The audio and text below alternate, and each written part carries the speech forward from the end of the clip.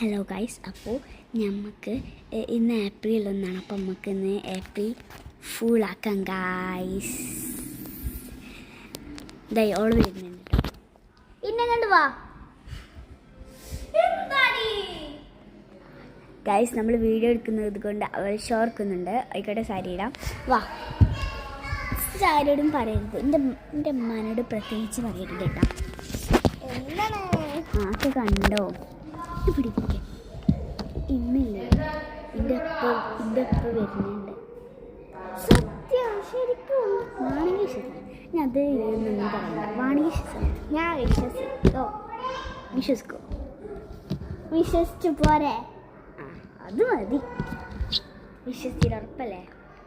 April fool.